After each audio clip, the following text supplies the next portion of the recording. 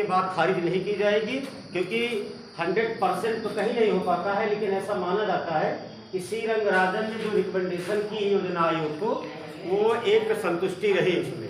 ठीक है, चलो अब अगले ये हो गया, इसके बाद कुछ नहीं हुआ था। अब आज पढ़ा है तुम्हारा टॉपिक इंटरनेशनल ऑर्गेनाइजेशन, इकोनॉमिकल जो ऑर्गेनाइजेशन होते हैं, जैसे सार्क हो गया, ब्रिक्स हो गया, यही तो पढ़ा है ना आज। और क्या हो गया, IMF हो गया, विश्व बैंक हो गई, और क्या था, ऐसे कई है, एपेक हो गया। चलो लिखो, एक हेडिंग डालो, अंतरराष्ट्रीय आर्थिक संगठन या वित्तीय संगठन डालो, इस तरह अंतरराष्ट्रीय आर्थिक वित्तीय संगठन। आ जाओ, वित्तीय संगठन। जगह नहीं है, बैठा लो भैया, देखो देख लो बेटा, है जगह पे, बच्चे एडजस्ट हो जाओ। अरे शर्म नहीं लग रही तुम लोग के, आगे पीछे बच्चे एक पर हो जाओ ना। जगह है, खिचड़ी वाला काम न किया करो, नहीं तो किसी देर समय में एक लाइन लगवा देंगे। ये जो बैठते हो ना नालायकों की तरह बैठते, सब पूरा का पूरा हिसाब किताब में सिनेमा घर वाले बराबर कर रखे हैं, जो चाहे वहाँ बैठ जाए। ये देखो, बड़े बड़े संस्थानों में लाइन बनी होती है ना, बच्चे कहाँ बैठेंगे, बच्चियाँ कहाँ बैठेंगी। हालांकि ऐसा नहीं है, इक्वल है दोनों लोग, लेकिन ये भी सही नहीं है। तब समझा करो, बड़े हो गए हो। चलो क्या लिखे हो, अंतरराष्ट्रीय आर्थिक वित्तीय संगठन। पहला लिखो सार्क, यहीं से चालू करो, एशिया से पहले लिखो सार्क। सार्क से प्रश्न आते हैं, है ना। पहला लिखो सार्क। देखो, ये लिखने से पहले एक बात याद रखो, 1945 सेकेंड वर्ल्ड वार जब खत्म हुआ, ये तो मालूम है, वर्ल्ड वार जानते हो, है? घर की झगड़ा जानते हो, तो वर्ल्ड वार भी चालू हुई थी, जिसमें भाग लेते हैं, विश्व युद्ध, है ना। सेकेंड वर्ल्ड वार, सारी चीज का कोई ना कोई मतलब होता है। सेकेंड वर्ल्ड वार के समय रूस में एक व्यक्ति रहा जिसका नाम था स्कॉट स्टाइलिन। नाम सुन लो ऐसे, इसका नाम था स्कॉट, नाम था स्कॉट स्टाइलिन। ठीक, सेकेंड वर्ल्ड वार के बाद इसने जितने भी प्राकृतिक संसाधनों का दोहन हुआ, उसका रिस्पॉन्सिबल इसने माना किसको, किसी भी देश के शासना प्रमुख को। शासना प्रमुख का मतलब, भारत अगर युद्ध हो तो युद्ध का मेन रिस्पॉन्सिबल मोदी जी यहाँ पर, रूस में व्लादिमीर पुतिन, और अगर मान लीजिए अमेरिका चले जाओ, बाइडेन। ऐसा समझो कि जो वहाँ का शासना प्रमुख होगा, जो वास्तविक शासक होगा, वो इसका रिस्पॉन्सिबल होगा। और उसने जो स्टेटमेंट दिया था, स्कॉट स्टाइलिन ने ये कहा था कि प्राकृतिक जो संसाधन होते हैं वो भगवान के द्वारा बनाए जाते हैं। फिर इंसान जो मानव भी तो भगवान के द्वारा बनाया गया। फिर उसकी इतनी बड़ी कौन सी हिम्मत हुई कि उसने प्राकृतिक संसाधनों का दोहन किया, बर्बाद किया। अच्छा, युद्ध में अगर गोली, गोला, बारूद, एनीवन, कोई भी हथियार यूज करो तो क्या वो जात बिरादरी नाम देख करके चलता है? नहीं। सामने जो आया उसको मार दिया, यही है उसका। एक डेफिनेशन तुम्हें बताएं, एक होता है नक्सलवादी, एक होता है आतंकवाद। पढ़े हो, कहा जाता है नक्सलवाद और एक आतंकवाद, दोनों में एक अंतर है। सुन लो, अगर मान लो कभी कोई पूछे, नक्सलवाद का मतलब होता है, पहली चीज तो नक्सल एक जगह का नाम है, हिमाचल के तराई इलाका में पाया जाता है, एक जगह है, वहीं पे जन्म हुआ इसका। नक्सली जो लोग होते हैं, इनकी जो लड़ाई होती है सीधा पॉलिटिक्स की होती है, राजनीति से होती है। इनके दुश्मन कौन होते हैं? राजनेता। बात समझे? एक लाइन में समझो अपनी भाषा में, और उसमें क्या डिफिनेशन दी गई है तुम्हारी किताब में मतलब नहीं है, बात समझने का प्रयास करो। नक्सलवाद में नक्सलवादियों का एक पूरा एक स्टेटमेंट है या उनका एक मकसद होता है, उनका प्रतिद्वंदी कौन होता है? सरकार, राजनेता, सरकार। आतंकवाद में ना कोई सरकार ना कोई व्यक्ति, उनका पूरा देश, प्रत्येक इंसान, सभी उसके दुश्मन होते हैं। इसीलिए कभी भी आतंकवाद को खत्म करने की बात कही जाती है। एक बात बताओ, कभी भी कोई मीटिंग हो, G7 की हो, G20 की हो, एनीवन, कोई भी ऑर्गेनाइजेशन हो, संगठन हो, उसमें कोई भी मीटिंग ऑर्गेनाइज की जाए, हमेशा शासना प्रमुख यही बात करता है कि आतंकवाद को खत्म करेंगे। कभी किसी ने भी कहा कि नक्सलवाद को खत्म करेंगे? नक्सलवाद के लिए स्टेट गवर्नमेंट बात करती है, खत्म करने के बाद ये कहती है कि हम उनके पास जाएंगे, उनसे जाके मिलेंगे, उनकी बातों को हम समझेंगे। अगर जितने लोग बैठे हो, अगर तुम नक्सलवादियों के कस्टडी में तुम पहुंच जाओ, अगर वो जान जाए कि मामूली इंसान पहले से तुम्हें गोली नहीं मारेंगे, तुमको जैसे अगर पहुंच जाओगे तो एक आदमी आकर तुम्हें उठा लेगा, ले जाके अपने जो सरगना के पास पहुंचा देगा। आज तुम सिंपल आदमी, तुम्हें थोड़ी देर के बाद बाइज्जत के साथ तुम्हें छोड़ दिया जाएगा। उसी समय कोई IAS ऑफिसर मिल जाए, उनको कोई मिनिस्टर मिल जाए, तब पूछो उसका क्या हाल करेंगे, क्योंकि उनकी दुश्मनी उनसे होती है। कुछ मांगे हैं तो सरकार नहीं मांगती, दोनों में यही इतना अंतर है। ठीक है, तो ऐसे यहाँ पे रूस के एक महान अर्थशास्त्री, क्या कह लीजिए, फिलासफर रहे, इन्होंने एक बात बोली थी कि प्राकृतिक जो संसाधन होते हैं उसका दोहन करना, उसे बर्बाद करना इंसान के हाथ में नहीं है। तुम क्यों बर्बाद करते हो? तुम किसी चीज को लगा नहीं सकते हो, तो बर्बाद करने का कारण क्या है? तो युद्ध में इन्होंने दिया था कि युद्ध एक ऐसा कॉन्सेप्ट होता है कि इसमें सिर्फ सर्वनाश होता है, इसमें कोई फायदा नहीं होता है। तब इन्हीं से पूछा गया था कि तुम्हारे दिमाग में कोई अच्छी बात चल रही हो तो बताओ कि युद्ध ना हो। तो इन्होंने कहा युद्ध ना होने का मतलब है ऑर्गेनाइजेशन, संगठन की स्थापना करो। जैसे कोई संगठन स्थापित करो, उसमें अगर मान लीजिए 8-10 लोग हो गए, ठीक, तो 8-10 लोग पर डे नहीं मिलोगे, लेकिन सोचो कि एक वर्ष में तो मुलाकात होगी। सारे संगठन में पढ़े हो ना कि एक वार्षिक शिखर बैठक होती है। जब वहां जाके जाओगे, मिलोगे, तो तुम्हारे मन में जो है तुम उनसे बताओगे, उनके मन में जो है वो तुमसे बताएंगे, तो गिला शिकवा दूर हो जाएगी, झगड़े कोई बातें नहीं है। तो झगड़ा नहीं, बात यह है कि कभी किसी के मन में द्वेष आएगा तभी तो लड़ाई होगी। उनकी बात छोड़ो, तुम लोग इतने बच्चे बैठे हो, ऐसे उदाहरण समझो, अपने ऊपर ले लो। 10 बच्चे हैं, आगे वाला मान लीजिए बच्चा, पीछे वाला कह दो, बगल में कोई मिले, मान लीजिए यही मिले सिनेमा चौराहे पर, वो कहते यार तुमको तो गाली दे रहे थे, फिर क्या बात करते हो? अगर कब काठी से ज़्यादा लंबा चौड़ा आदमी है तो जानते हो दिमाग से कमजोर होता ही है। ये फिलासफरों को कहना है, जो आदमी जितना शरीर से मजबूत होता है दिमाग से उतना कमजोर होता है। अगर उससे ये कहा जाए कि उनको गाली दे तो आदमी एक बार सोचेगा ऐसा कर सकता है, दोबारा जाके कहेगा। फिर अगर वो व्यक्ति उससे कभी मिला तो उससे ये नहीं पूछेगा कि भाई साहब RR में तुमने हमको गाली दी थी कि नहीं, पहले पहुंचेगा, पहले मारेगा, चाहे उसकी गलती हो चाहे नहीं। लेकिन अगर इसी क्लास में बराबर अगर मिलता रहेगा, रोज मिलेगा, मैंने ये कहा ना कभी न मिले तो बात की बात है, तब जाकर उसे कहोगे। और मिलेगा अगर रोज यहाँ आएगा तो कहेगा कि उन्होंने ऐसा कहा है ना, तो कल देख के पूछते हैं उनसे, देखते हैं कितने बड़े नेता हैं वो, ऐसा कह रहे थे हमको। दूसरे दिन आएगा तो कहेगा तुमने हमको ऐसा कहा, भले मानो ताव में कहे, कहो तो हमको ऐसे कहा, कहा बात करते यार, तोरे खाते तो ये 1 किलो लड्डू चढ़ाया गया होता ही यार तुम। तो बात वो जो बोलेगा तो समझेगा, फिर झगड़ा नहीं होगी। मैंने समझाने का मतलब ये था कि अगर प्रत्येक देश के शासना प्रमुख एक वर्ष में किसी एक स्थान पाके मिलेंगे तो अपनी बात को कहेंगे, बात को कहेंगे तो विवाद नहीं होगा, विवाद नहीं होगा तो झगड़ा नहीं होगी, तो थर्ड वर्ल्ड वार जीवन में कभी नहीं होगा, ऐसा स्कॉट स्टाइलिन कहता था। और उसने कहा जब युद्ध नहीं होगा तो 2 फायदे, एक तो देश के साथ संबंध अच्छा होगा, दूसरी चीज प्राकृतिक संसाधनों का दोहन नहीं। तो मिसाइलें जब चलती है ना तो इंसान अकेले को नहीं मारती। देख रहे हो क्या हाल किया रसिया ने यूक्रेन का, तो व्लादिमीर पुतिन थोड़ा उदारवादी इंसान है, इसको मारना चाहता है, मारना नहीं चाहता, उनको क्या नाम उसका, जेलेस्की, व्लादिमीर जेलेस्की को सरेंडर कराना चाहता है यूक्रेन के राजा को। व्लादिमीर जेलेस्की को सोचता है कि पुतिन के अंडर में काम करे, यही तो है उसका। मारने की बात तो नहीं की, कारण ये था कि वो ऐसा था, रंगमंच का आदमी था, वो एक्टर था ना, ये इसी बात की झगड़ा है कि वो एक्टर कैसे देश चला रहा, दूसरी बात नहीं मानी। बात समझे कि नहीं? तो एक इनका स्टेटमेंट रहा और इन्हीं के आधार पर सारे ऑर्गेनाइजेशन गठित किए गए। तीसरा कारण इसका मुख्य जो फायदा होगा, जैसे भारत है, पाकिस्तान है, चीन है, और भी देश ले लो, थाईलैंड है, ये सब अगर किसी एक ऑर्गेनाइजेशन के सदस्य होंगे तो भारत जाएगा। तो मान लीजिए इसके पास आम है, चलो आम की सीजन है, भारत कहेगा हमारे पास आम है, जर्मनी कहेगा हमारे आम नहीं होता, तो फायदा हुआ ना। ये वहां से आम भेजेगा, पैसा भेजेगा। अगर ये आम सस्ता कर देंगे तो पैसा भी कम देगा, तो संबंध भी अच्छा होगा, आदमी बढ़िया है यार, इतना सामान ऐसे भेजा। जब प्रेम रहेगा झगड़े होने की बातें नहीं आएगी। ये इनके दिमाग में था और ये सफल भी रहे। थर्ड वर्ल्ड वार नहीं हुआ। बात समझे कि नहीं? एक चीज गड़बड़ हुआ था सेकेंड वर्ल्ड वार में कि कंट्री दो हो गई थी, इतिहास में पढ़ोगे। एक तरफ रूस हो गया था, एक तरफ यूएसए, दो ही पावर थी। वहां पर कंट्रियों का ये कहा गया कि कौन कंट्री किसके साथ रहेगी।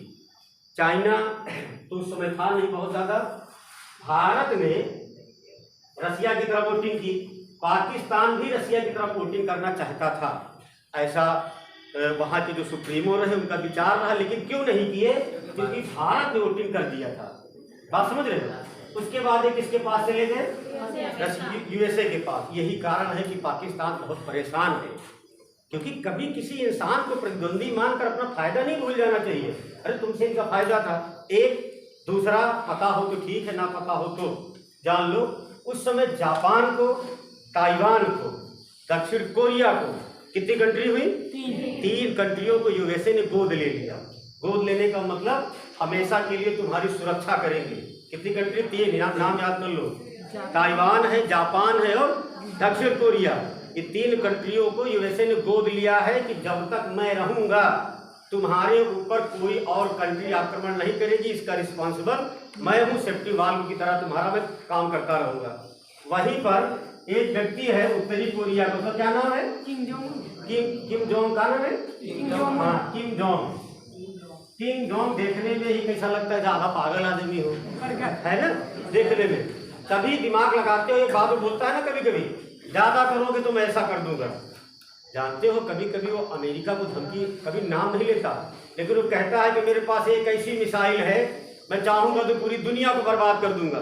इतने बड़े हो गए हो, कभी लॉजिक लगाते हो? अमेरिका जैसी कंट्री उसको कुछ नहीं कहती। कभी कभी कहता है कि एक दिन मैं ऐसा हो जाएगा, अमेरिका से बड़ा मिसाइल बनाऊंगा, मैं दुनिया को ध्वस्त कर दूंगा। क्योंकि वो बात ही बड़ी उल्टी करता है, बोलता बड़ा गड़बड़ है। फिर भी सोचो कि व्लादिमीर पुतिन हो गए, बाइडेन हो गए, इतने बड़े बड़े नेता हो गए, कुछ नहीं कहते उसको। जानते हो क्यों? क्योंकि कोई डरता नहीं है उससे। इसलिए कोई एक बात बोलता है, उत्तरी कोरिया ये हो गया, ठीक है, मान लीजिए उत्तरी कोरिया है, ठीक। उसके बाद एक देश और कौन सा है? दक्षिण कोरिया। अब दक्षिण कोरिया को गोद किसने लिया है? यूएसए ने। और यही बात धमकाता है अमेरिका को कि मैं तुम्हारा तो कुछ नहीं कर सकता, लेकिन जो तुम्हारे लाल हैं इनको तो मिटा ही दूंगा। इसीलिए सरेंडर हो जाता है। कई बार किम जोंग ने कहा है कि अमेरिका हमारी बात नहीं मानेगा तो उसके जो ये दत्तक पुत्र है ना, इनको मैं नक्शे से खत्म कर दूंगा। और समस्या इस बात की है कि पूरे जीवन तक जीवित रहने की गारंटी लिया है यूएसए, तो सरेंडर क्यों हो जाता है? वैसे समझो किसी का पिता कितना भी बाहुबली हो, लेकिन अगर उसका पुत्र किसी के कैप्चर में आ जाए तो अपने आप वो सरेंडर हो जाता है। उसे मालूम है कि मेरे पुत्र की हत्या हो जाएगी। अब किम जोंग यही बार बार धमकी देकर अपने आप को तानाशाह घोषित किया। ताइवान, दक्षिण कोरिया और जापान, ये तीन कंट्रियों को गोद लिया है अमेरिका, ठीक है। ये उस समय ऑर्गेनाइजेशन के समय पॉइंट बने थे, कौन कैसे चलेगा देश। भैया बताओ, जीएसटी कर दीजिए, अप्रत्यक्ष भाई, अप्रत्यक्ष कर है ना, उसमें जो जीएसटी पढ़े तो हो ना, जीएसटी में देखो कहीं लिखाए होंगे जीएसटी एक अप्रत्यक्ष कर है। चलो लिखो सार्क, लिखे हो ना? अब सार्क लिखो, यस ARC। अब इसका मतलब लिखो साउथ, बना लो साउथ एशियन, साउथ एशियन। फिर उसके बाद एसोसिएशन, ना लिख पाना बताना, लिखिए सार्क एशियन एसोसिएशन। फिर उसके बाद फार लगाओ, फार रीजनल, आर का मतलब हो जाएगा रीजनल, ठीक। और सी का मतलब क्या होगा? कॉर्पोरेशन। कॉर्पोरेशन, कॉर्पोरेशन में कॉर्पोरेशन, CO डैश होगा, OPERATION, कॉर्पोरेशन। तो कॉर्पोरेशन क्या? फिर से एक एक करके लिखो। साउथ, इसका लिख लो साउथ। फिर उसके बाद लिखो एशियन, एशियन। फिर उसके बाद लिखो एसोसिएशन, फॉर रीजनल, ठीक, कॉर्पोरेशन, ठीक है। कहने का मतलब क्या हुआ? दक्षिण एशियाई, हिंदी में लिखो, भले सार्क भी लिख लेना ऐसे। सार्क का मतलब होता है दक्षेश, और दक्षेश कहीं हिंदी में लिख के आता नहीं एग्जाम में, परेशान न हो, सार के ही लिखना है इंग्लिश में भी, हिंदी में भी लिखो। दक्षिण एशियाई, दक्षिण हिंदी में होगा एशियाई क्षेत्रीय सहयोग संगठन, दक्षिण एशियाई क्षेत्रीय सहयोग संगठन। देखो अगर स्कॉट स्टाइलिन इतनी बड़ी बात कही तो दुनिया में ऑर्गेनाइजेशन हुआ तो एशिया में भी होगा, बड़ी जगह पर अगर वो छोटी जगह पर भी हो जाएगा। जैसे बड़े बड़े लोग हैं, अब अंबानी अडानी है, अगर अंबानी को कई मिलियन ट्रिलियन डॉलर पैसा चाहिए तो अंबानी दे देंगे अडानी को। तो अंबानी अडानी को छोड़ो कि अडानी अंबानी करेंगे तो हम भी करेंगे। गांव में भी ऐसा हो रहा है कि महिलाओं का भी समूह बनता है ना, देखिए हो ना, महिलाएं पैसा जमा करती हैं। देखो भैया जिसके पास जितना है वो उतने में अपना काम चला लेगा, जरूरी नहीं है कि वो अंबानी बने। ये सब तो जन्म की बात है, पुनर्जन्म के कर्म है उनके कि पैदा हो गए। राहुल गांधी पैदाइशी प्रधानमंत्री, और तुम चाहे जितना लेबर करो प्रधानमंत्री तो नहीं बन पाओगे, ऐसा चेहरा किसी का नजर नहीं आता इसमें, समझ रहे हो। अब मोदी जी भी एक इकलौते आदमी है, अभी कहो पुनर्जन्म की कहानी है। तो कुछ चीजें होती हैं, इस वर्ष अगर करता है आगे से मानता है, ना तो किसी ने जन्म देखा है ना किसी की मृत्यु, कैसे आगे क्या है। चलो आगे लिखो, पहला स्टेटमेंट डालो नीचे। दक्षिण एशिया के, नहीं दक्षिण एशिया में, हाँ उसी का हेडिंग बन गई। अब उसके आगे से पॉइंट करके लिखो, दक्षिण एशिया में क्षेत्रीय सहयोग, दक्षिण एशिया में क्षेत्रीय रीजनल क्षेत्रीय सहयोग का सर्वप्रथम विचार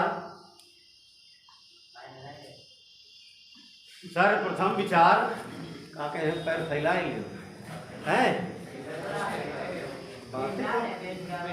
विचार 1980 में सामने आया था। ये डेट याद करते रहना, 1980 में सामने आया था, 1980 में सामने आया था। एक स्टेटमेंट है, इसकी जो स्थापना है वो 1985 में ना, हाँ 8 दिसंबर को हुई थी 1985 को।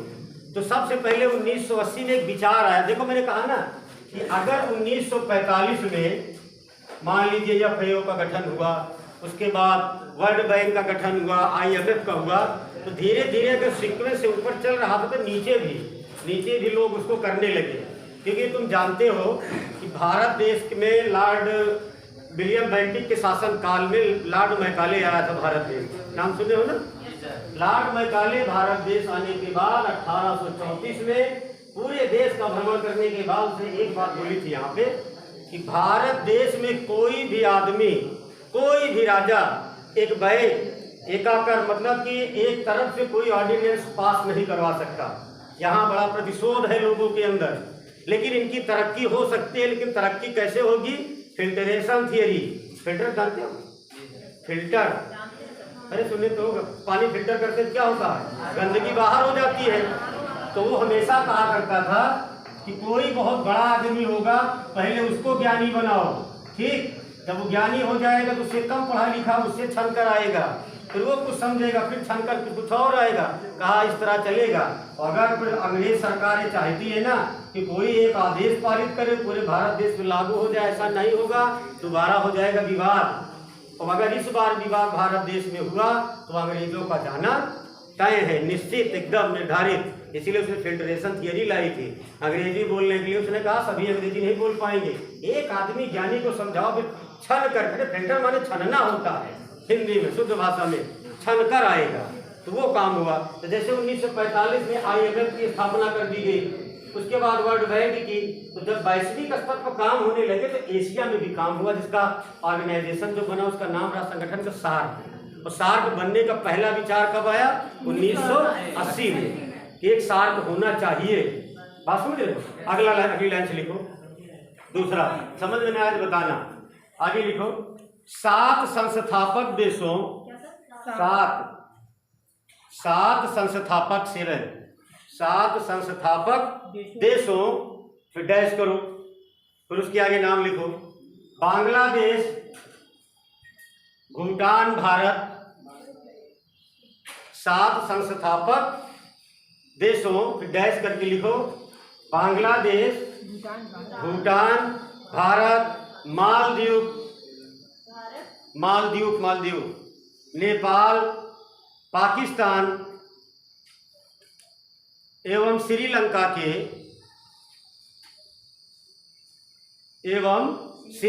के विदेश सचिवों, फॉरेन सेक्रेटरी जो थे श्रीलंका के विदेश सचिवों की एक मीटिंग या बैठक, चाहे जो लिख लो, कि एक मीटिंग या बैठक, एक ही लिखना, मीटिंग 1981 में, विदेश सचिवों की एक बैठक 1981 में कोलंबिया में आयोजित की गई।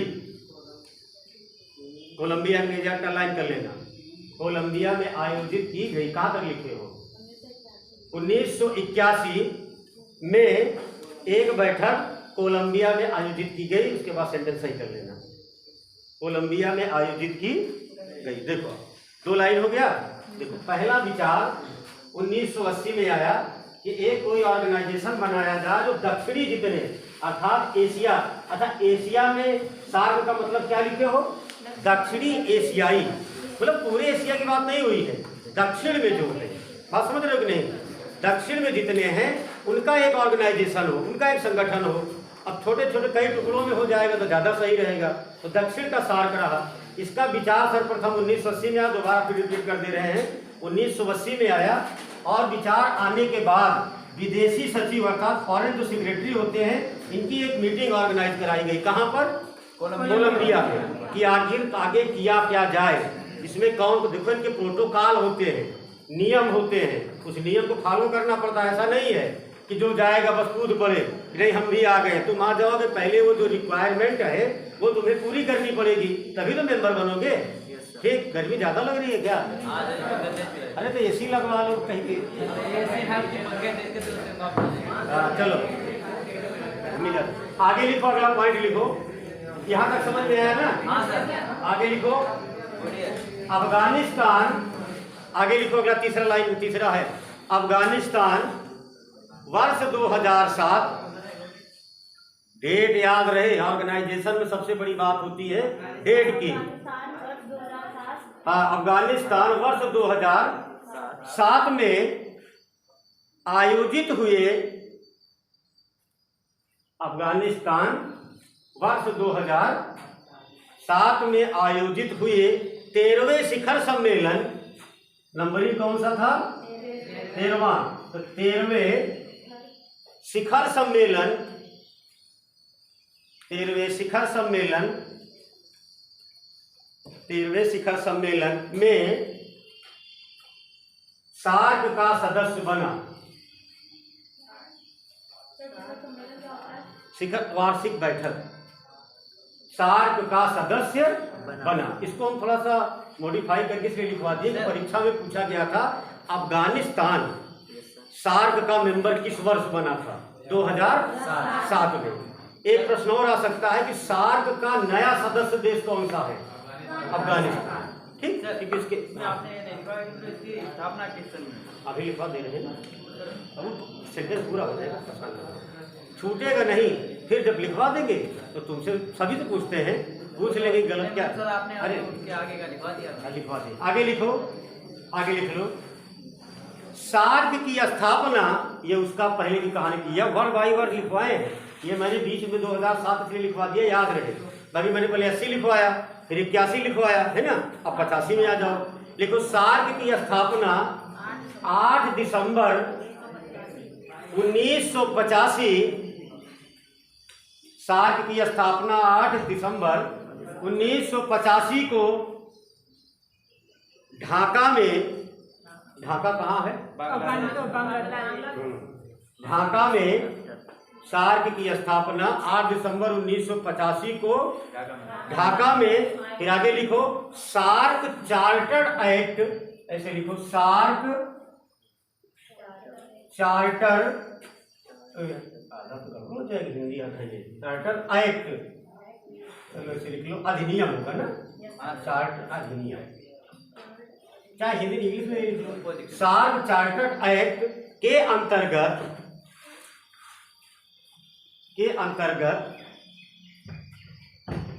अंतर्गत की गई, ट्रिपल विराम लगा लो।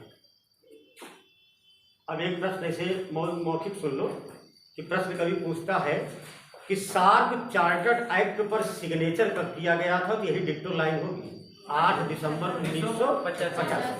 आयोग का पूछने का जो तरीका है उसका माइनर जो चेंज हो गया है, वो प्रयास ये करता है कि ऐसे कुछ पूछा जाए जो तुम्हारे समझ में ना आए। अगर साफ साफ सीधा सीधा पूछ ले कि सार्क की स्थापना कब हुई, चलो ठीक है, सभी लोग लिखिए 8 दिसंबर 1985। ना पूछा, उसने पूछा, अच्छा एक प्रश्न बनता है कि पूछा जाए कि सार्क की स्थापना किस चार्टर एक्ट के अंतर्गत की गई, तो ढाका सार्क चार्टर एक्ट, एक प्रश्न हो गया। दूसरा ये पूछा जाए इस पर सिग्नेचर कब किया गया, 8 दिसंबर। बात वही है, घुमा करके पूछ सकता है, समझ रहे हैं। जैसे मैंने कहा कि बीएड की परीक्षा जो हुई थी, बच्चे एक दो डिस्कस किए थे एक सप्ताह पहले, तो उसने ये नहीं पूछा था कि भारत में सांख्यिकी का जनक कौन था, ये पूछ लेता सभी सही कर देते। उसने पूछा कि भारत में सांख्यिकी का शिल्पकार कौन था, क्राफ्टिंग किसने की थी, डिजाइन किसने किया था। अब तुम्हारे दिमाग में बात आई, अगर हम भी पढ़ते तो भी हमारे दिमाग में बात आ जाता कि शिल्पकार, डिस्कवर्ड, दोनों की अंग्रेजी अलग हो रही है। खोज करना डिस्कवर्ड हो जाएगा, उसने उसमें ग्राफ्टिंग लिखा भी था इंग्लिश में, बात समझो, तभी तो शिल्पकार लिखेगा। लेकिन कुल मिलाकर के वो लड़कों को मोडिफाई कर रहा था, मोटिवेट कर रहा था। मोडिफाई करना तो ठीक भी नहीं है, मोटिवेट करने का प्रयास कर रहा। तुम समझो कि इसका डिस्कवर्ड किसी और ने किया है और ग्राफ्टिंग किसी और ने की है, लेकिन ऐसा कुछ नहीं था, वही सब दोनों के थे, किसी महान लोग। तो यहाँ पूछा जा सकता स्थापना ना पूछ करके सिग्नेचर पूछ लिया जाए, हस्ताक्षर कब हुए, यही किस अधिनियम के तहत स्थापना, क्या करें, मतलब वो पूछ सकता है कि किस अधिनियम के तहत। हाँ, किधर एक्ट बनेगा तो उसमें एक रहेगा सार्क चार्टर्ड एक्ट लिखा रहेगा, एक ऑप्शन कोई ना कोई रहेगा, और नहीं ज्यादा समझदार होगा तो कहेगा कोई सही नहीं है इसमें से, तो 3 सही नहीं होगा। कभी कभी ऐसा प्रश्न आता है ना कि इसमें है ही नहीं है कोई, एक कोई सही नहीं है। चलो आगे लिखो, सार्क का मुख्यालय, अगला पॉइंट है नेपाल की, पूरा लिखो। सार्क का मुख्यालय नेपाल के काठमांडू में स्थित है। सार्क का मुख्यालय नेपाल के काठमांडू में स्थित है, ठीक है। नीचे एक लाइन लिखो, इस मुख्यालय की स्थापना है, ऐसे लिख लो चाहे, इस मुख्यालय की स्थापना 16 जनवरी 1987 को की गई। 1987,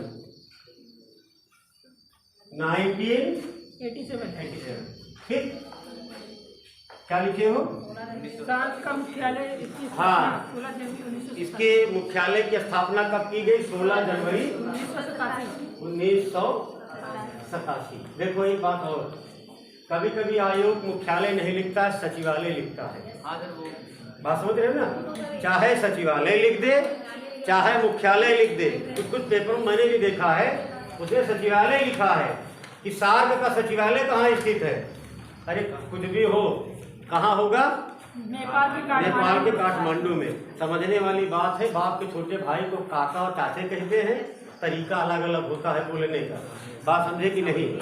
और ये फंसाने वाली बात है बोर्ड की, और प्रयास ये करता। देखो कारण भी है ना कि सीटें तो होती हैं बहुत कम, लिमिट में, बच्चे होते हैं ज़्यादा, तो मजबूरी उसकी होती है कि ऐसा प्रश्न पूछा जाए कि किसी को ना आए।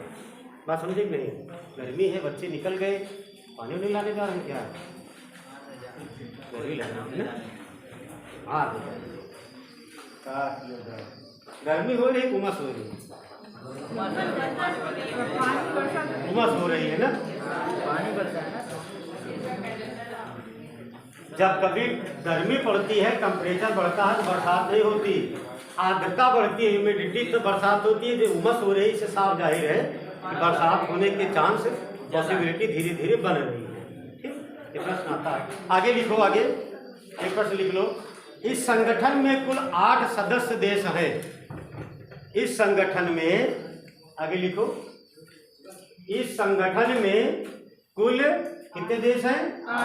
8 देश, 8 सदस्य देश हैं, ऐसा लिखना, सदस्य देश हैं। एक बार ये प्रश्न हम देखे थे, कहीं उसने पूछा था निम्नलिखित में से सार्क का सदस्य देश कौन नहीं है। तो इसका मतलब तुम्हें 8 का नाम याद होना चाहिए, तभी सही कर पाओगे ना, तो गड़बड़ हो जाएगा। और एक प्रश्न, सार्क के संस्थापक देशों में कौन सा नहीं है? अफगानिस्तान को देख लेना, उसी को गायब कर देना। सार्क में बाद में वही सम्मिलित हुआ है ना 7 को पहले। या कभी पूछा जाए कितने देशों के सहयोग से सार्क का गठन हुआ? 7। वर्तमान में कितने हो गए? 9। नवीनतम देश कौन सा है? अफगानिस्तान। पाकिस्तान तो निकल ठीक, क्या करें? पाकिस्तान तो निकल चुका है। पाकिस्तान सार्क से कहाँ निकला भी? उसको मिला नहीं ना। कारण क्या है कि अगर तुम कह दोगे कि हम निकल गए, भारत उसका विरोध किया, लेकिन और भी कंट्री हैं, 2/3 से नहीं, इसमें 2/3 से पारित नहीं किया जाता। इसके एक नियम होते हैं, बनने के लिए एक एम्बेसडर होते हैं, वो आवेदन करते हैं, तब उसके बाद मेंबरशिप पर्यवेक्षक पहले होते हैं, तब मेंबर बनते हैं। यही निकलने की प्रक्रिया, यही अंदर जाने की प्रक्रिया। आगे लिखो, क्या लिखोगे? और आगे लिख लो, कुछ बचा तो है नहीं।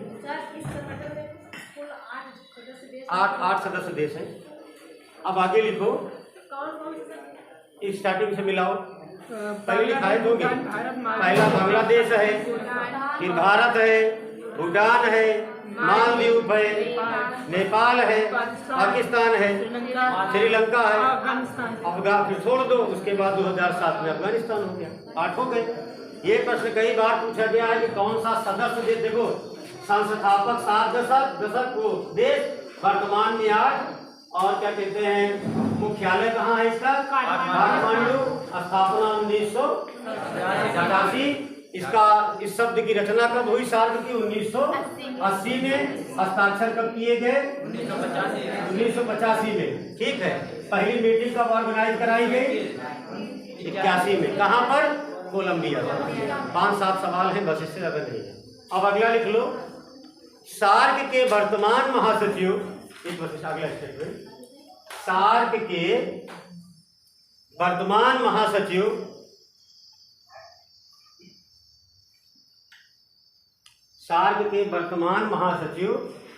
श्रीलंका के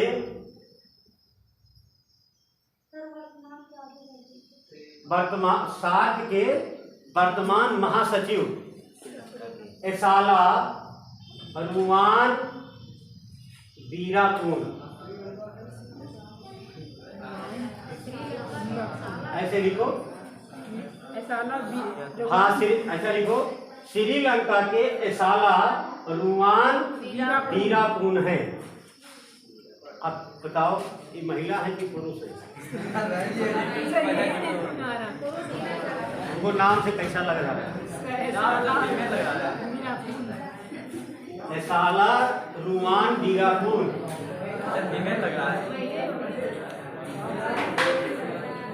अगर तुमको महिला और पुरुष बताने में इतना समय लगता है, देखो नाम है ना, उनका नाम ही है एसाला रुवान वीराकुन। अरे भैया, महिला नहीं है, पुरुष है, मेल है, वहाँ के फॉरेन सेक्रेटरी रह चुके हैं कई बार, उनका नाम है। देखो एक बात बताएं, अभी जो तुम्हारा नामकरण हुआ है, जो तुम्हारा नाम रखा गया है, पिताजी ने नाम रखा है अपने हिसाब से। कभी कभी कुछ परिवार होता है ऐसा, या दादा बाबा ज़्यादा पढ़े लिखे होते हैं, तो मम्मी और पापा के दोनों नाम कंबाइन कर दिए जाते हैं। ठीक है। ऐसे लखनऊ में एक वकील साहब हैं, उनको हम मिलने गए थे, तो उनका नाम था आईपी सिंह नाम था उनका, आईपी सिंह। और उत्तर प्रदेश के एडवोकेट जनरल रहे हैं, एक बार रह चुके हैं। उसके बाद सॉलिसिटर रहे हैं, बड़े अच्छे पद पर थे। तो मिलने गए तो हम भी वही लॉजिक आपकी तरह लगा रहे थे, कोई पावरफुल नाम होगा, ठाकुर होंगे जात के, आईपी सिंह, इंद्र प्रताप सिंह नाम होगा, कुछ और प्रताप सिंह नाम होगा। लेकिन जब उनके ऑफिस में गए तो उनका नाम था इंदु प्रकाश सिंह। आई से क्या मतलब था उनका? इंदु, और उसके बाद उनका नाम था प्रकाश। सही बात ये थी, राम प्रकाश उनके पिताजी का नाम था, इंदू देवी उनके माता जी का नाम था, और दोनों कंबाइंड करके उनके दादाजी ने उनका नाम रखा था आईपी सिंह। बात समझे? तो ऐसाला क्या नाम था? रुआन बीरापुर। कारण क्या है कि इनकी जो माता जी रही वो फॉरेनर रही, अमेरिका की, ठीक है, और अमेरिका में भी अस्वैत रही था अफ्रीका की। तो ऐसाला के नाम से समझ गए। बीरापुर इनके पूर्वज का नाम था, रुआन इनके दादी जी का नाम था, बीरापुर इनके पिताजी का नाम था। तो मिलकर तीनों से कंबाइन होकर ये बन गए भाई साहब। बात समझे कि नहीं? ये नाम बनाए जाते हैं। अपने यहाँ भी बड़े बड़े लोगों के यहाँ ऐसा होता है, तो छोटे आदमी के यहाँ थोड़ा सा भाई अब गड़बड़ है। उनके यहाँ देखो, नाम का मतलब ये है कि अगर तुम्हारा नाम कोई बढ़िया रखा जाए तो काम भी बढ़िया करो। अब तुम्हारा नाम ऐसे कंबाइन करके रख दिया जाए और सवेरे जाके पत्नी बटोरो, है ठेला चलाओ, फिर उसके बाद कहीं खड़े हो करके कह दो आईपी सिंह प्रताप सिंह, तो आईपी कर दो तो आदमी तो घबरा जाएगा कि डीएमओ से बड़ी पावर लग रही है। लेकिन तुम्हारे काम को देखकर हैरान हो जाएगा आदमी कि तुम्हारा नाम किसने रखा था। या तो दुनिया का बहुत बड़ा बुद्धिमान आदमी था, तो सबसे बड़ा बेवकूफ़, दो ही आदमी होते हैं तो तुम्हारा नामकरण किए हैं। इसीलिए नाम के साथ है। अच्छा, तुम्हारे लिए जैसे आप लोग हो, एक चीज है, जब कभी नौकरी पा जाओ, शांत रहो, अच्छे पद पर नौकरी पा जाना तो एक प्रयास करना, अपने नाम के साथ पिताजी का नाम लिख लेना, वो खराब नहीं होगा। एक बार वेरीफाई हो जाएगा, वेरिफिकेशन, नौकरी पा जाओगे, जांच नहीं होती है। ठीक, शांत रहो, पीछे आगे डिस्टर्ब होता है भाई, ना बतियाया करो। चलो ठीक है, तो ये थोड़ा सा सम्मानीय बात होती है। अच्छा, ये तुम्हारा सार्क हो गया। अब आगे क्या पढ़ोगे? सीएसओ पढ़ लो। सीएसओ मीटिंग होने वाली है ना भारत में, पेपर में आ रहा है, पेपर पढ़ते हो कि नहीं? सीएसओ संघई है, एससीओ डालोगे कि सीएसओ डालोगे? सीएसओ लिखे क्या है? एससीओ। हाँ, यही सही है।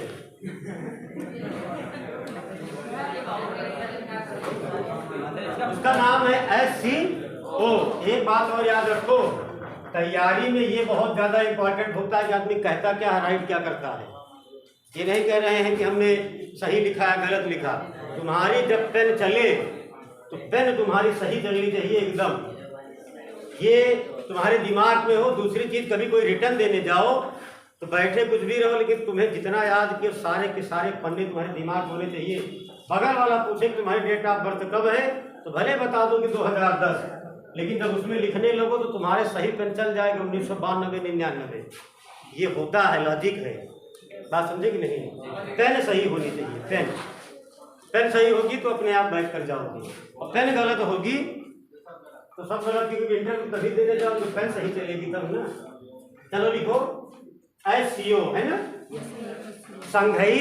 आगे लिखो उसको सहयोग संगठन, हेडिंग डालो। हाँ, SCO, उसका होगा संघई सहयोग संगठन, और इंग्लिश में होगा संघई कॉपरेशन ऑर्गेनाइजेशन, है ना।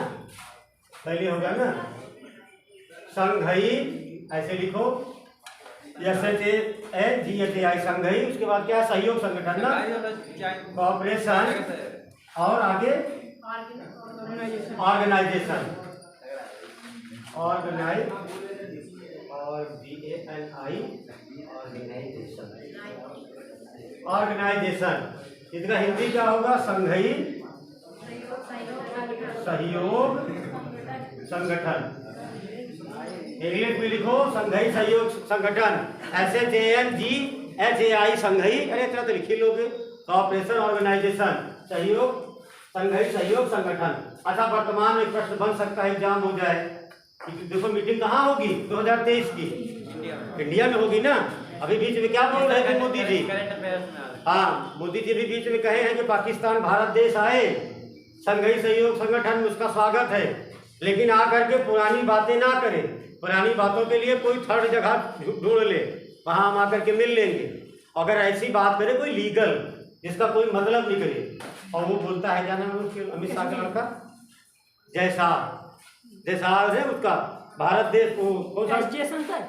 अरे कुछ एक कप होने वाला, एशिया कप होने वाला है ना, अरे एशिया का ये सब बता रहे हैं, बड़ा चर्चा में है। मोदी जी ने कहा कि ये SCO का ऑर्गेनाइजर कौन है? भारत देश। तो भारत देश है तो पाकिस्तान भी तो आएगा, जितने देश हैं। लेकिन जब यहाँ आओ तो अपनी बात करो, विवाद की बात मत करना, स्वागत है। एक दूसरा, अमित शाह का लड़का जैसा, उसने कहा है कि पाकिस्तान एशिया कप की मेजबानी 2023 में करेगा। अगर व्यवस्था कर ले गया तो ठीक है, नहीं तो फिर इसे कहीं दूसरी जगह कराया जाएगा। बात समझ रहे हो? क्यों? क्योंकि एशिया कप के सेक्रेटरी, एशिया एसोसिएशन जो है, एशियाई एसोसिएशन, उसका चेयरमैन है कौन? जैसा। इस वर्तमान में इसीलिए जैसा करता है।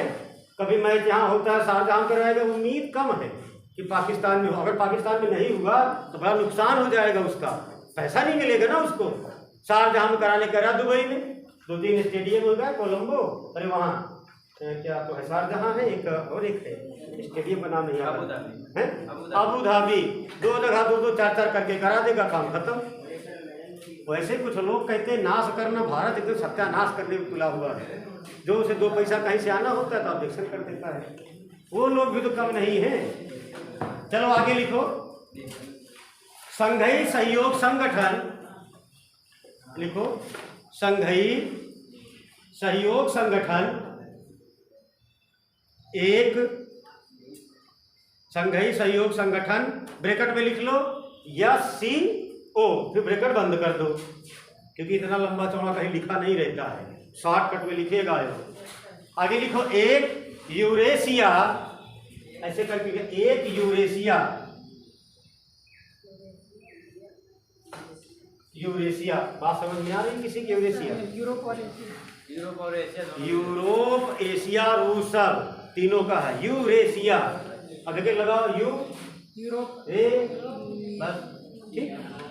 यूरेशिया कहने का मतलब है कि हाँ, कई देश, इससे मतलब यूरोप के ऐसा नहीं पूरा लिख लो तब समझो। यूरोप और एशिया दोनों महाद्वीप में सर यूरोप का जो जितना भाग है उतना वो यूरेशिया होता है। हाँ, दोनों का। लेकिन इसको बनाए थे इसलिए कि रूस का भी, यूरोप का भी, एशिया का भी, तीनों जगह राजनीतिक मुद्दा बड़ा गड़बड़ हो गया था, इसीलिए स्टेटमेंट लिखा गया। लिख लो तभी समझ जाओ। लिखो यूरेशिया राजनीतिक आर्थिक, यूरेशिया राजनीतिक, फिर उसके बाद आर्थिक कामा चाहे लगा लो, कामा, राजनीतिक कामा आर्थिक, अंतरराष्ट्रीय सुरक्षा, अंतरराष्ट्रीय सुरक्षा और रक्षा संगठन है। ये लिखे हो ना? संघीय सहयोग संगठन SCO ब्रैकेट बंद, उसके बाद एक यूरेशिया राजनीतिक, आर्थिक और अंतरराष्ट्रीय सुरक्षा क्या है? संगठन है। हाँ हाँ, वही सुरक्षा रक्षा संगठन है। ठीक है, ये इसका था। पहली चीज क्या है? आर्थिक है, दूसरा राजनीतिक है, और तीसरा ये है, तीनों मिला करके। ठीक है। अब इसमें ऑर्गेनाइजेशन जितने भी होते हैं उसमें ये नियम नहीं होता है कि पॉलिटिकल चीजें ही बात की जाएंगी। पॉलिटिकल बात होगी, इकोनॉमिकल भी होगी। करंट में पढ़ते हो ना कि ऑस्ट्रेलिया के प्रधानमंत्री भारत देश आए तो भारत देश में C+25 का समझौता करके चले गए। फिर बाद में आयोग पूछ लेता है C25 क्या है, ये पूछता है ना, और नीचे को एक उसका एक आंसर सही होता है। कहने का मतलब कि पॉलिटिकल नहीं होता, हर जगह इकोनॉमिकल भी होता है कि तुम्हारे यहाँ जो है हमको दे दो, हमारे यहाँ जो है हम तुमको दे देंगे, संबंध हमारे तुम्हारे सही रहें। और ज़्यादातर तो जो ऑर्गेनाइजेशन अब हो रहे हैं उसमें लेन देन की बात होती है, सहयोग व्यापार की पूरी तरीके से। अंत में एक लाइन बोली जाती है कि आतंकवाद के विरोध में सारी कंट्री, हम सब लोग साथ साथ हैं, बस। और उसके बाद जय हिंद जय भारत वाला। तो जितने भी ऑर्गेनाइजेशन में, जितने भी ऑर्गेनाइजेशन है, संगठन है, उसमें जितनी मीटिंग ऑर्गेनाइज कराई जाती है उसमें ज्यादातर अपनी अपनी कंडीशन कही जाती है। या तो भी विश्व में ऐसी कोई घटना घट गई हो जिस पर विशेष रूप से चर्चा करना अनिवार्य हो, जैसे यूक्रेन और रशिया का युद्ध हो रहा था, उसमें आपातकालीन तौर पर एक मीटिंग बुलाई गई। ठीक है, अगला पॉइंट लिखो इसमें। 1996 में 1996 1996 में गठित 5 देशों के इस समूह को 1996 में गठित 5 देशों के समूह को संघई 5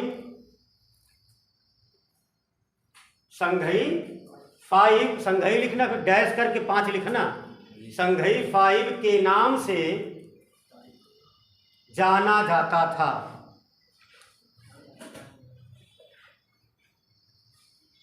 ठीक, संघई 5 के नाम से जाना जाता था। एक प्रश्न सुनो, SCO संघई सहयोग संगठन का प्रारंभिक नाम क्या था? संघई 5। ये परीक्षा में पूछा गया है। जैसे अभी मीटिंग होने वाली है, पूछ लिया जाए, हाल ही में SCO की मीटिंग या बैठक भारत देश की मेजबानी में संपन्न की गई। भारत देश की मेजबानी में संपन्न की गई। SCO का पूर्ववर्ती नाम क्या है? संघई 5। या पूछा जाए कि वर्तमान में ऐसा पूछ लिया जाए, SCO का वर्तमान में नाम क्या है?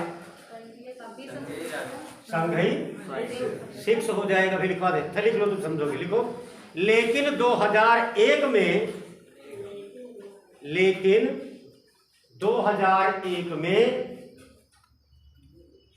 उज्बेकिस्तान नाम है, नहीं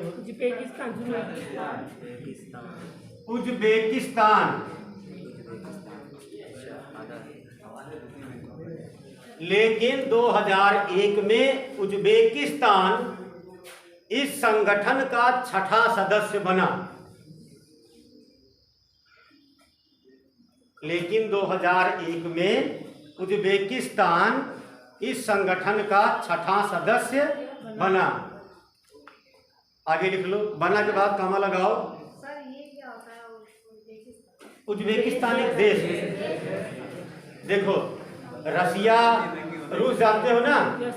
रूस जब USSR था, सोवियत संघ, तो कई देश रहे, और सोवियत संघ जब हटा तो क्या बने?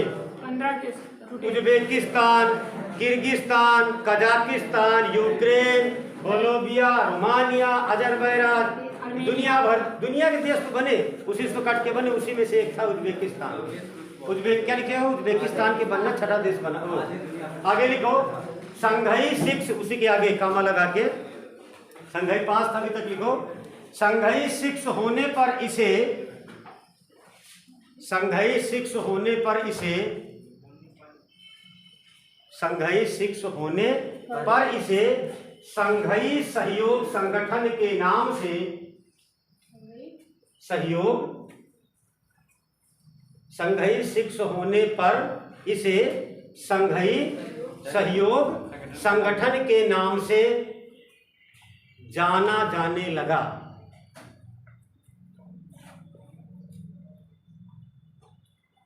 ठीक, अब एक प्रश्न सुनो, पूछा जाए, कहीं लिखा रहे संघई 6 बराबर किसका उदाहरण है? तो एक ऑप्शन क्या रहेगा? संघई सहयोग संगठन। फिर पूछा जाए संघई सहयोग संगठन का पूर्ववर्ती नाम क्या है? संघई 5। नवीनतम देश इसका उज्बेकिस्तान। या ऐसा पूछा जाए, नवीनतम नहीं, ऐसा पूछा जाए कि संघई 5 संघई सहयोग संगठन कब बना? 2001 में। किस देश की एंट्री के बाद बना? उज्बेकिस्तान। ये पूछने का तरीका क्लियर करेगा आयोग, तुम नहीं। ठीक, लेकिन कैसे क्लियर करेगा, ये पकड़ने की कैपेसिटी तुम्हारे अंदर होनी चाहिए। बात समझ लो कि नहीं? ठीक, अरे भगवान से कुछ दुआ करो यार, हवा चले नहीं तो बीमार हो जाएंगे। भगवान सुनते तो नहीं है। अगला पॉइंट लिखो। चलो, तकलीफ चाहिए। चर्चा करने लगते हैं ना, सब पार्लियामेंट के नेता है, चलो शांत रहो। क्या करें? अब बता रहे, आगे लिखो। अगला पॉइंट करके लिखो, भारत और पाकिस्तान। अगला, भारत और पाकिस्तान 9 जून 2017। भारत और पाकिस्तान 9 जून 2017, अंडरलाइन करो 9 जून 2017 को, 9 जून 2017 को संघई सहयोग संगठन का, संघई सहयोग संगठन का सदस्य बना। भारत और पाकिस्तान क्या लिखे हो? 9 जून 2017 को संघई सहयोग संगठन का सदस्य बना। पूर्ण विराम लगाओ, आगे लिखो, जबकि सदस्यता की घोषणा, जबकि सदस्यता की घोषणा सन 2016, सन 17 लगा था ना, सन 2016 कजाकिस्तान के अस्ताना, कजाकिस्तान के अस्ताना, अस्ताना जगह है ना, अस्ताना, सन 2016 में कजाकिस्तान के अस्ताना में हुई बैठक में, अस्ताना में हुई बैठक में सदस्य बनने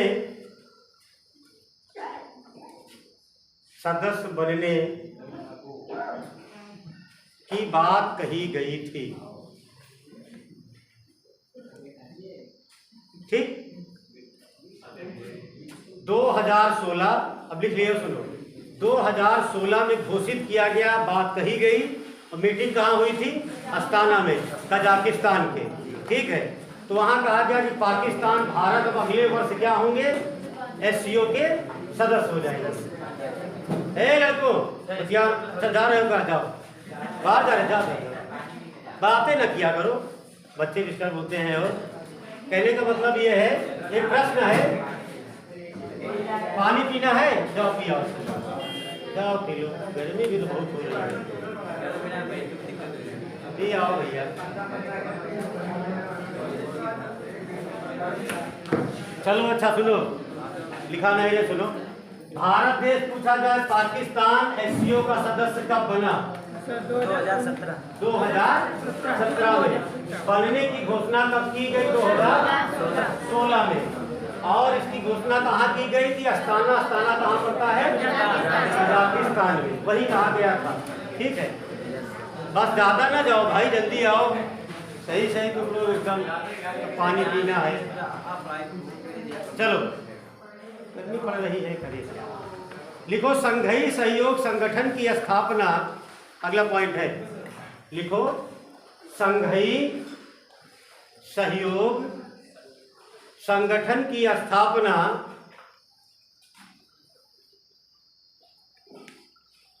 संघई सहयोग संगठन की स्थापना 2001 में 2001 में, कामा लगाओ, फिर आगे लिखो, घोषणा पत्र पर हस्ताक्षर 2002 में, पत्र पर हस्ताक्षर 2002 में, फिर कामा लगाओ, उसके आगे लिखो, तथा इस संगठन के नियम को, हालांकि इतना डीपली पढ़ाने लायक है नहीं तुमको, पत्र 2002 में लिखे हो ना, हस्ताक्षर पर, फिर उसके बाद क्या लिखे हो? कुछ लिखे हो क्या? हाँ, इसके नियम को 2003 में लागू किया गया, 2002, फिर कामा लगा लो, फिर उसके आगे लिखो कामा लगा करके, तथा इस संगठन के नियम को 2003 में लागू किया गया। हालांकि ये सिविल का है, इतना डीपली नहीं पूछेगा कि दस्तखत कब हुई, लागू कब हुआ, बना कब, स्थापना 2001 में तो सिग्नेचर हुआ था। तो आगे लिखो, संघई 5 में, आगे लिख लो, संघई 5 में संघई 5 में 5 में डैश करके लिखो चीन चीन चीन। देश के नाम। हाँ, संघई 5 में फिर डैश करो, फिर लिखो चीन, फिर लिखो कजाकिस्तान। कमा लगाते जाओ, 5 थे कौन कौन देश? चीन, कजाकिस्तान, ठीक। उसके बाद लिखो किर्गिस्तान, किर्गिस्तान किर्गिस्तान, चीन, कजाकिस्तान, किर्गिस्तान, फिर उसके बाद उज्बेकिस्तान, कजाकिस्तान, ये कितने हो गए?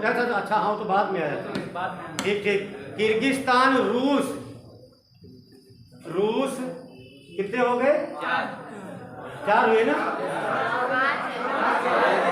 1 मिनट, जहां पर लिखे उज्बेकिस्तान उसको काट दो, उज्बेकिस्तान काटो, फिर बताओ कितने बचे।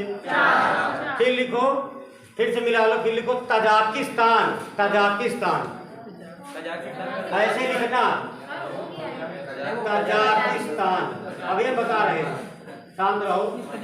पहले लिखो, मिलाओ चीन, फिर उसके बाद कजाकिस्तान, किर्गिस्तान, रूस, कजाकिस्तान। अब कितने हुए? 5। बस ये थे उसके देश। क्योंकि तो बाद में आया था, तभी छा कर ही दिया। संयोग उज्बेकिस्तान बाद में बना था ना। चलो ये 5 हो गए। अब एक प्रश्न है कि शांत रहो, अगर मान लो पूछा जाए निम्नलिखित में से कौन सा संस्थापक देश नहीं है, ये इसी 5 में से जो अगला आ जाए, कोई भी आ जाए, भारत भी आ जाएगा, पाकिस्तान भी आ जाएगा, या उज्बेकिस्तान आ जाए, ये सब बाद में आएंगे ना, तो पूछ लिया जाएगा।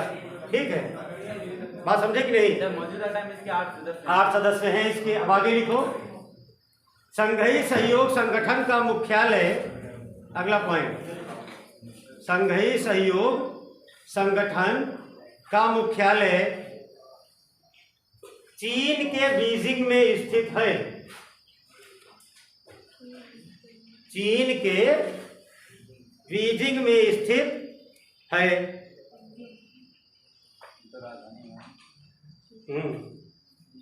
चीन के बीजिंग में स्थित है।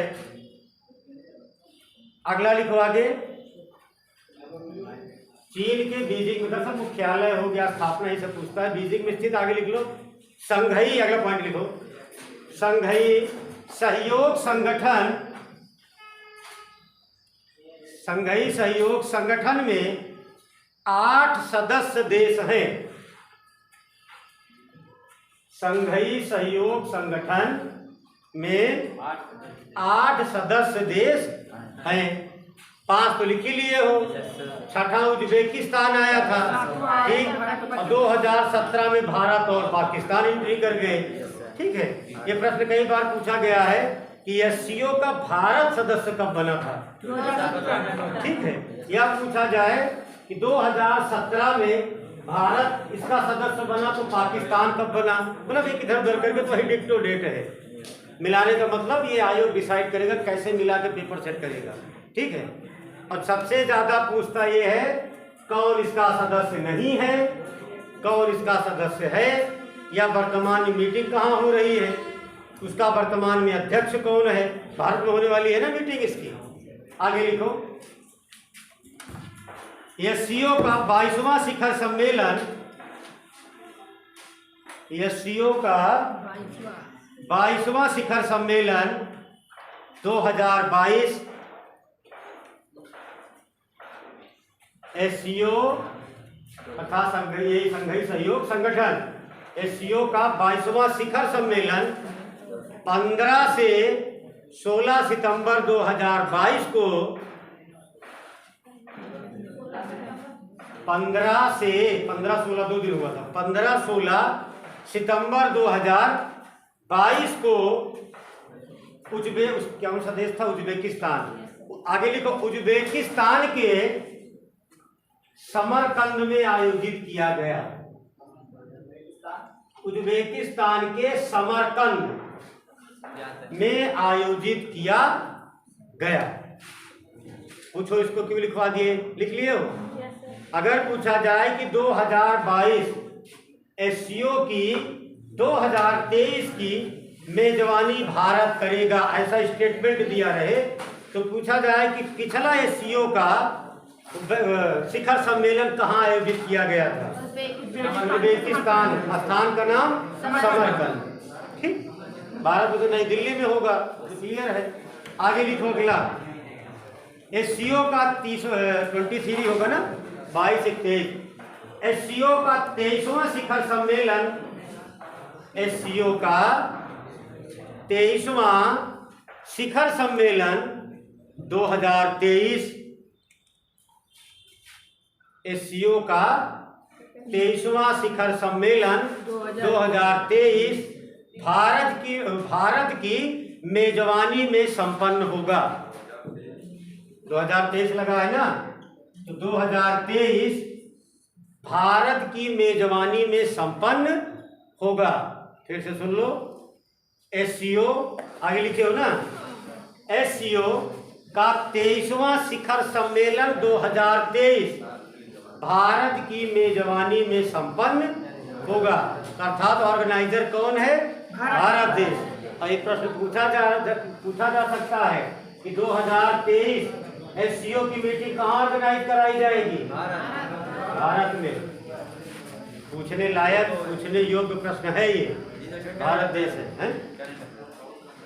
करंट का है होगा, अब करंट पूछेगा। आगे लिखो, एससीओ के वर्तमान महासचिव,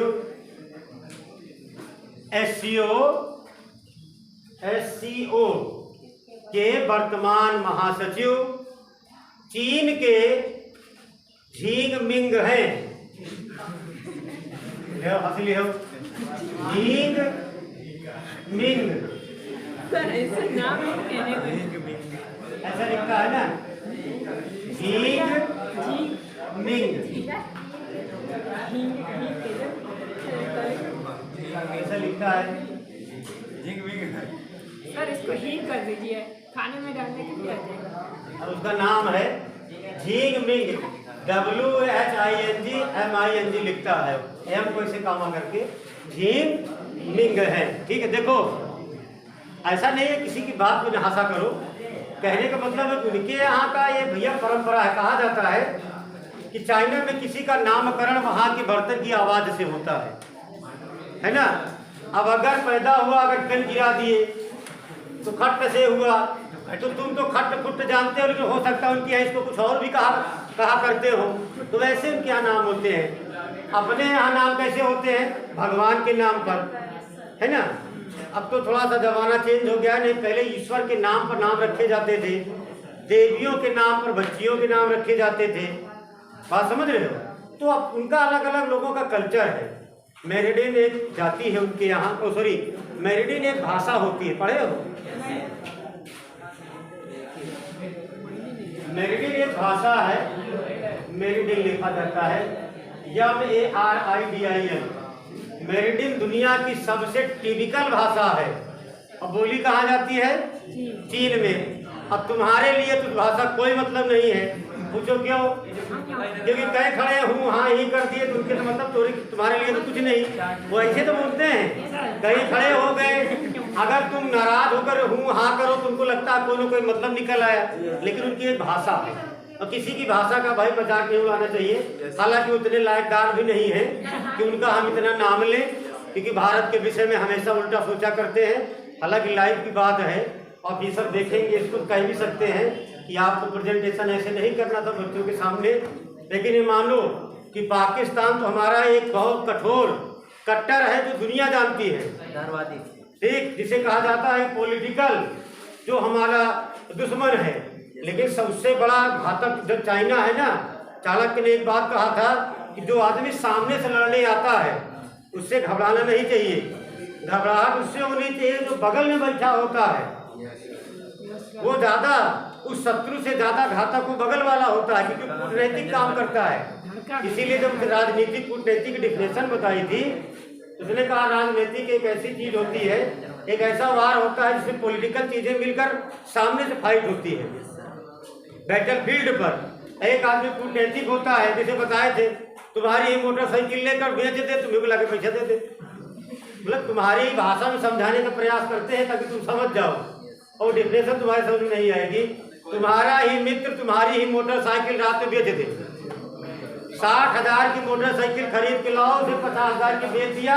सुबह लाके तुम परेशान रहो, कह दे रहे मित्र काहे परेशान हो, तो 20,000 हमसे लो यार, जाओ मोटरसाइकिल खरीदो। अरे चली गई, जाने दो, ये तो जिंदगी है, आती जाती रहती है।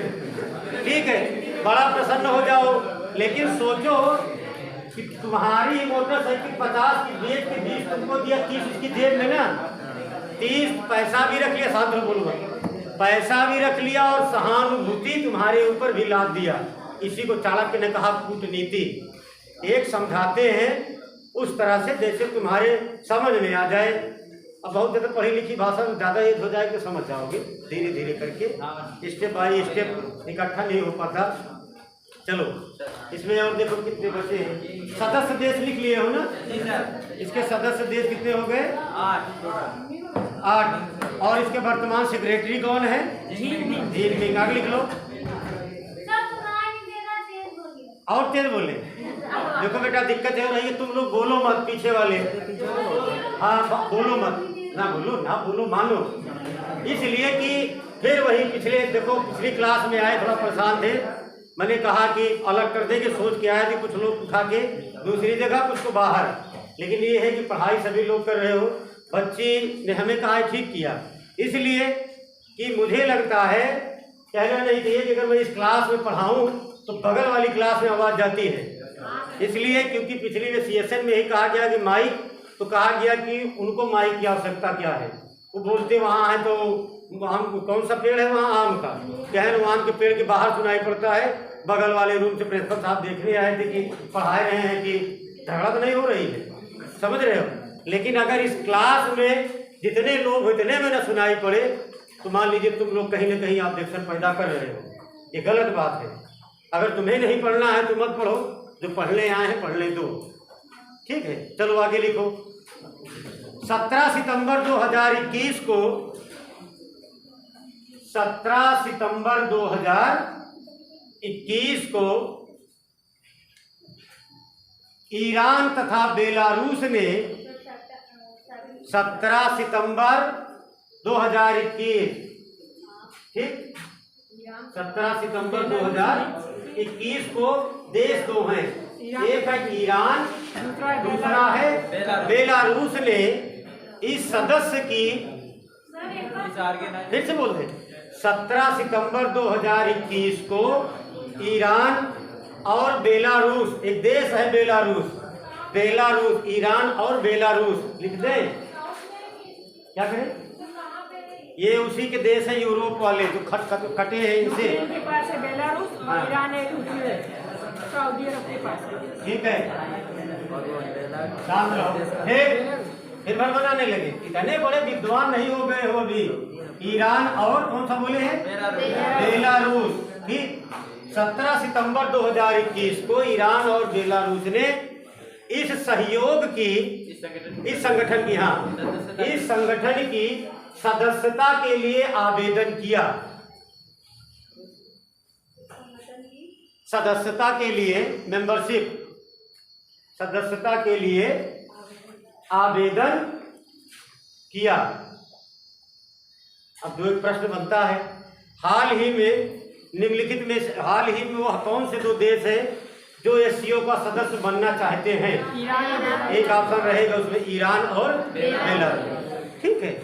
और किस डेट को इन्होंने उसमें डाला है? 17 सितंबर 2021, ठीक है।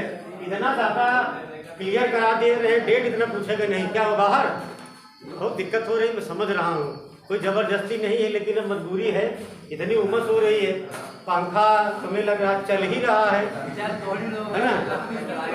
मतलब चल तो रहा नहीं, चल ही रहा है वैसे किसी तरीके से। आगे लिखो, देखो ये इसका ये चैप्टर था कंप्लीट हुआ। अब आगे डालो ब्रिक्स, अगली हेडिंग डालो। हाँ कंप्लीट हो गया।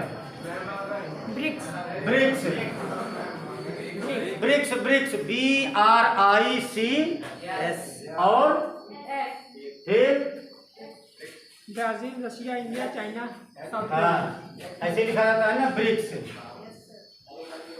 ब्रिक्स ऐसे 5 देश हैं।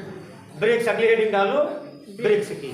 ठीक है, तो ऑर्गेनाइजेशन तुम्हारे कंप्लीट हुए, एससीओ का और कौन सा, सार्क का। ठीक है, सार्क एससीओ और एससीओ अगला पढ़ लेना ब्रिक्स। अब जाओ, चले जाओ, पानी भर लो, नहा धो लो, कायदे से कुछ बैठो। पानी नहीं, पढ़ने के लिए है, किस तरह से मत होगी तो। अब ज़्यादा बतियाया ना करो।